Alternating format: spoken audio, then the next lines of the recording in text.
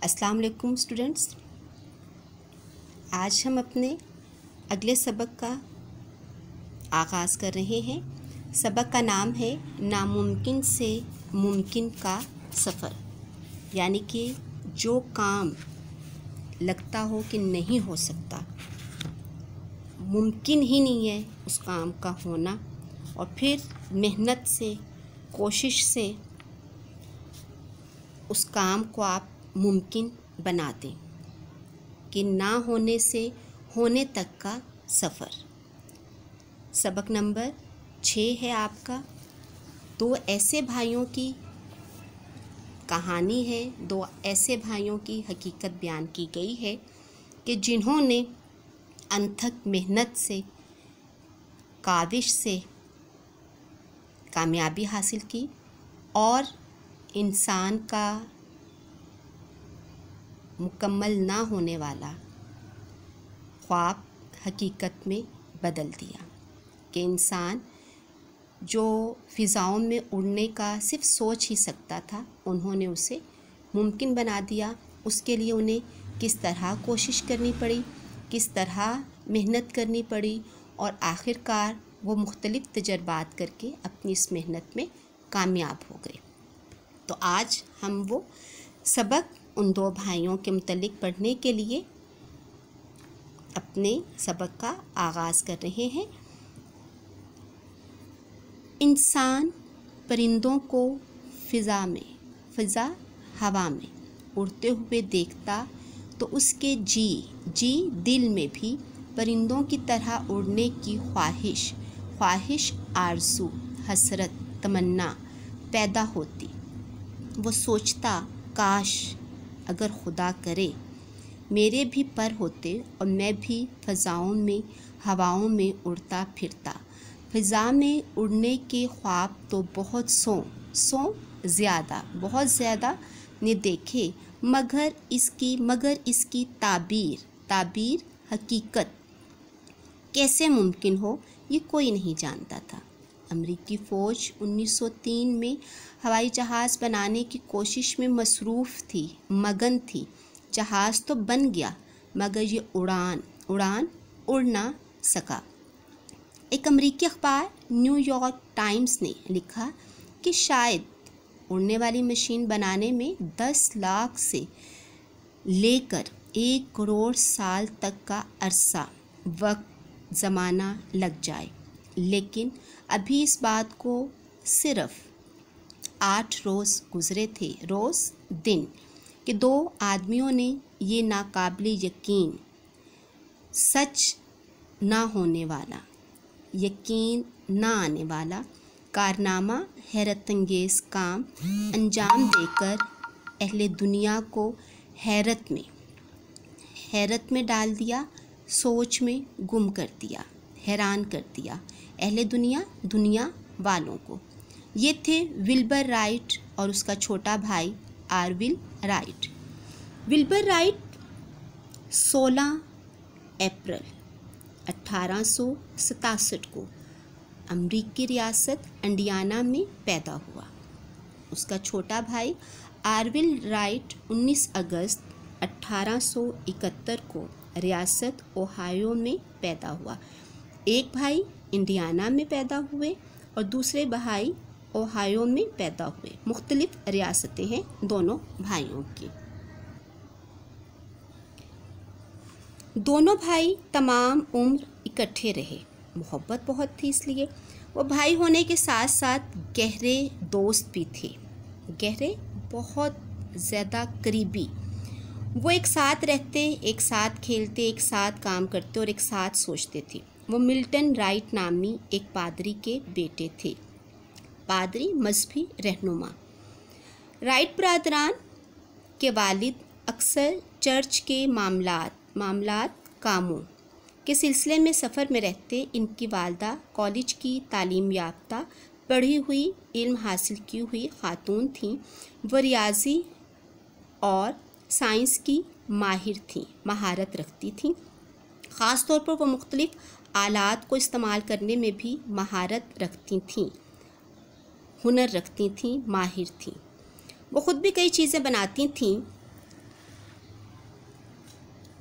आरविल ने अपने बचपन के बारे में लिखा कि हम खुशकिस्मत थे, अच्छी किस्मत वाले थे कि हमने एक ऐसे माहौल में, एक ऐसी जगह में परवरिश पाई जहाँ बच्चों की हौसला अफजाई की जाती थी, हौसला बढ़ाया जाता था कि जो चीज़ उनमें तजस्सुस, जुस्तजू, तलाश उभारे वो इसके बारे में खोज लगाएं, तलाश करें, ढूंढें।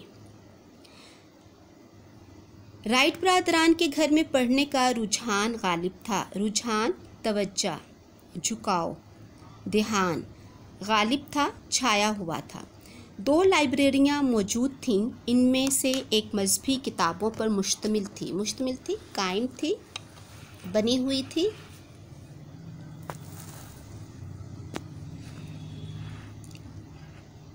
जबकि दूसरी में आम किताबों का ज़ख़ीरा था। ज़ख़ीरा इकट्ठा करना। मुताले से भी, पढ़ने से भी राइट बरादरान में परवाज़, उड़ने के बारे में तजस्सुस, जुस्तजू, तलाश, तहकीक उभरी। 1878 में मिल्टन राइट अपने बेटों के लिए एक खिलौना हेलीकॉप्टर लेकर आया। ये कागज़, बांस और कॉर्क से बना हुआ खिलौना था। इसमें एक रबड़ लगा हुआ था। इसे काफ़ी देर घुमाने के बाद छोड़ते तो ये फ़िज़ा में बुलंद हो जाता और चंद सेकंड फ़िज़ा में रहता। इसका साइज़ एक इंसानी हाथ के मुसावी था, बराबर था। इस वक्त आल्विर की उम्र 7 साल थी, जबकि विल्बर 11 साल का था। बच्चों के दिल में उड़ान की चिंगारी, आग, शोला तो पहले से मौजूद था। इस खिलौने को पाकर वह चिंगारी मज़ीद भड़क उठी, जल उठी। दोनों भाई इस खिलौने के साथ खेलते रहते। खेल इनको बहुत भाया, पसंद आया। जब देखो इसके साथ खेल रहे हैं। आखिरकार कागज़ फट गया और रबड़ टूट गया। उन्होंने ऐसा ही खिलौना बनाने की कोशिश की, मगर इसका वज़न इस कदर ज़्यादा हो गया कि इसका उड़ना नामुमकिन था। खिलौना हेलीकॉप्टर बनाने का तजर्बा अगरचा नाकाम हो गया, ताहम फिर भी इससे उन्हें एक नया ख्याल सूझा, जहन में आया। वो पतंगे बनाकर अपने दोस्तों को बेचने लगे, फ़रोख्त करने लगे। उन्होंने कई डिज़ाइन आजमाए, नमूने। आखिरकार वो सही डिज़ाइन बनाने में कामयाब हो गए। पतंगे यूं उड़ती जैसे उनको पर लग गए हों। 1899 में विल्बर की मदद से आरविल ने एक प्रिंटिंग प्रेस डिज़ाइन किया। वो अपने बनाए गए प्रेस पर अखबार छापते रहे और 1892 में उन्होंने साइकिल की एक दुकान खोल ली। 4 साल बाद एक जर्मन हवाबाज ग्लाइडर उड़ाने की कोशिश में जान से हाथ धो बैठा। इससे भी राइट बरादरान के हौसलों को तक़वियत मिली, ताकत मिली। उन्होंने सोचा इंसान का फ़िज़ा में उड़ने का ख्वाब शर्मिंदा ताबीर हो सकता है, मुकम्मल हो सकता है, पूरा हो सकता है। 1900 से लेकर 1902 तक दोनों भाई मुसलसल तजर्बात करते रहे। अब ये देखें, जो सबसे पहला जहाज़ उन्होंने बनाया था उसकी उन्होंने तस्वीर यहाँ पे आपकी किताब पे दी हुई है। तजर्बात करते रहे। फिर 1903 का वो तारीख़ी लम्हा आ गया जब ये दोनों भाई नामुमकिन को मुमकिन बनाने की जुस्तजू तलाश में कामयाब हो चुके थे। ये 17 दिसंबर की बात है। आरविल 12 सेकंड से ज़्यादा देर फ़िज़ा में रहा। इसके जहाज़ ने 37 मीटर का फासला तय किया। इस रोज़ दोनों भाइयों ने 3 मज़ीद उड़ानें भरीं, परवाज़ें कीं, हवा में उड़े। विल्बर 59 सेकंड फ़िज़ा में रहा और 260 मीटर का फासला तय किया। शुमाली कैरोलिना के मुकाम पर किटी हॉक पर दोनों भाइयों के अलावा 4 लोग इस नामुमकिन को मुमकिन बनता देख रहे थे। एक आदमी ने इस मंजर को कैमरे की आंख में हमेशा के लिए महफूज कर लिया।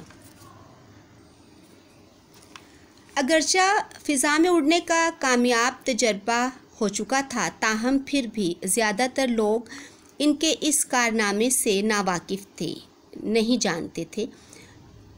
वो इस बात पर यकीन करने को तैयार ही ना थे कि इंसान फ़िज़ा में उड़ सकता है। 1908 में विल्बर फ्रांस किया और इसने 90 मीटर की बुलंदी पर उड़ने का अमली मुज़ाहिरा किया, दिखाया, ज़ाहिर किया। एक फ्रांसीसी कंपनी विल्बर की उड़ने वाली मशीन बनाने पर आमादा हो गई, तैयार हो गई। जिन दिनों विल्बर फ्रांस में था, आरविल ने अमेरिका में कामयाब परवाज़ें की। इनमें से एक परवाज़ 1 घंटे तक जारी रही। अमेरिका का जंगी महकमा राइट बरादरान का जहाज़ ख़रीदने पर तैयार हो गया। देखते देखते राइट बरादरान की शोहरत को पर लग गई, बहुत मशहूर हो गए। अखबारात में उनके बारे में लंबी लंबी कहानियाँ छपने लगीं। वो हीरो बन चुके थे, जहाँ जाते लोग उनके पीछे पीछे चलते। लेकिन दोनों भाइयों को शोहरत से, मशहूरी से कोई सरोकार ना था, कोई वास्ता, कोई ताल्लुक़ ना था। वो वापस अपने कस्बे में आ गए और अपने जहाज़ को खूब से खूब तर, बेहतर से बेहतर बनाने की कोशिशों में लग गए। उन्होंने बहुत से और लोगों को भी उड़ना सिखाया। विल्बर राइट टाइफाइड बुखार में मुब्तला होकर, शामिल होकर 1912 में दुनिया से कूच कर गया, इंतकाल फरमा गए। भाई की मौत के बाद आरविल मरते दम तक अपने जहाज़ का डिज़ाइन, नमूना बेहतर करने में लगे रहे। आरविल का इंतकाल 1948 में हुआ। आज हमारे पास बर्क रफ्तार बिजली की तरह तेज़ तरीन जहाज़ मौजूद हैं। खलाई गाड़ियों ने यानी कि खला में जाने वाली गाड़ियों ने खला की तस्खीर को नामुमकिन बना दिया है, तस्खीर काबू करने। लेकिन अमेरिका के शहर वाशिंगटन के फ़ज़ाई और खलाई अजायब घर में रखा गया पहला हवाई जहाज़ हमें याद दिला रहा है कि ये सब राइट बरादरान के पहले कदम की बदौलत मुमकिन हुआ। सबक आपने पढ़ा। सवाल नंबर 2 ये आपका बुक वर्क है, जो आपने सबक को पढ़कर मद्देनज़र रखकर उसका आंसर तहरीर करना है। उसके बाद सवाल नंबर 9 ये भी आपका बुक वर्क है कि उन्होंने गलत जुमले दिए हुए हैं, उन्हें दुरुस्त करके आपने अपनी बुक पे दिया हुआ है, लेकिन आपने करना अपनी कॉपी के ऊपर इसे तहरीर करना है। और होमवर्क जो आपका है वो ये बुक वर्क एक ही सवाल था। होमवर्क में आपने इस चैप्टर के अल्फाज, मायने अपनी कॉपी के ऊपर तहरीर करने हैं। और उसके अलावा आपने सवाल नंबर 3 अपनी कॉपी के ऊपर तहरीर करना है, यानी कि जुमले बनाने हैं। सवाल नंबर 4 वाहिद की जमा और जमा के वाहिद लिखने हैं। सवाल नंबर 6 और सवाल नंबर 7 अल्फाज, मायने आपने कॉपी के ऊपर करने हैं, होमवर्क है। सवाल नंबर 3 कॉपी के ऊपर करना है, होमवर्क है। सवाल नंबर 4 कॉपी के ऊपर करना है, होमवर्क है। सवाल नंबर 6, सवाल नंबर 7 और सवाल नंबर 9 ये आपके कॉपी के ऊपर आपने करने हैं, यह आपका होमवर्क है। और सवाल नंबर 2 ये आपने सिर्फ बुक के ऊपर करना है, ये भी आपका होमवर्क है। ये तमाम काम आपने करना है और फिर आपने चेक करने के लिए सेंड करना है। अगले काम के लिए, अगले लेक्चर के लिए खुदा हाफिज़।